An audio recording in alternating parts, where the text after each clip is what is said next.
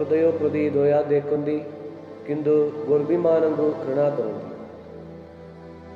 ସମସ୍ତଙ୍କୁ ଜୟ ଯୀଶୁ ଖ୍ରୀଷ୍ଟଙ୍କ ଯୋଗରେ ପ୍ରିୟର ଭାଇ ଭଉଣୀମାନେ, ଆଜି ଆମେ ସାଧୁ ଲୁକ ଲିଖିତ ସୁସମାଚାର ଅଧ୍ୟାୟ 18 ପଦ ସଂଖ୍ୟା 9ରୁ 14 ପଦ ପର୍ଯ୍ୟନ୍ତ ବିଷୟରେ ଧ୍ୟାନ କରୁଛୁ।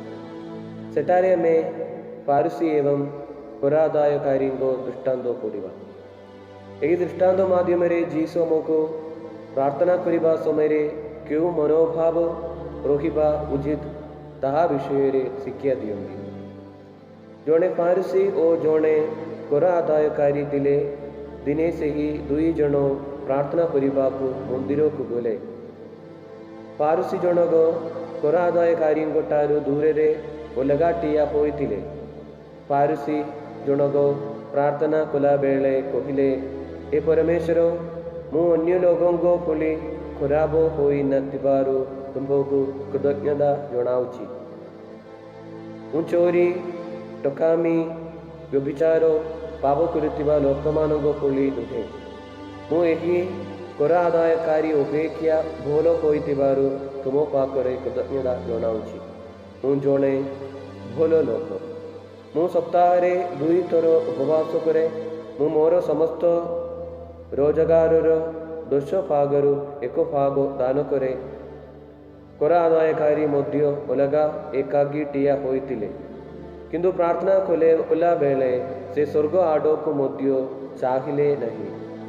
କର ଆଦାୟକାରୀ ପରମେଶ୍ୱରଙ୍କ ପାଖରେ ନିଜକୁ ନମ୍ର କରି ପ୍ରାର୍ଥନା କଲେ, ହେ ପରମେଶ୍ୱର, ମୋ ଉପରେ ଦୟା କର, ମୁଁ ଜଣେ ପାପୀ। ମୁଁ ତୁମମାନଙ୍କୁ କହୁଛି, ଏହି ଲୋକଟି ଯେତେବେଳେ ତାର ପ୍ରାର୍ଥନା ଶେଷ କରି ତା ଘରକୁ ଫେରିଗଲା, ସେ ପରମେଶ୍ୱରଙ୍କ ଦୃଷ୍ଟିରେ ଧାର୍ମିକ ପରିଗଣିତ ହେଲା।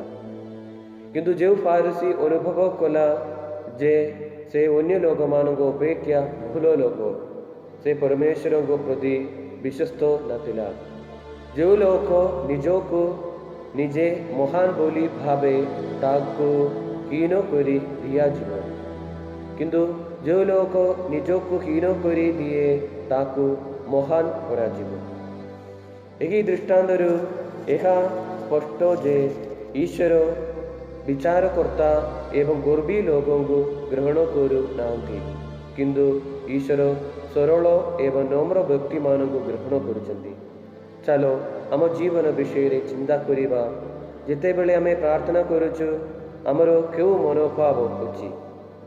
ଆମର ପ୍ରାର୍ଥନା ମାଧ୍ୟମରେ ଈଶ୍ୱରଙ୍କୁ ସନ୍ତୁଷ୍ଟ କରିବାକୁ ଆମେ ପ୍ରକୃତରେ ନମ୍ର କି?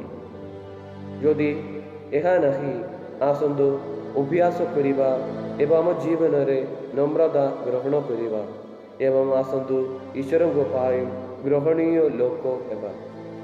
ଈଶ୍ୱର ଆମ ସମସ୍ତଙ୍କୁ ଆଶୀର୍ବାଦ ପ୍ରଦାନ କରନ୍ତୁ।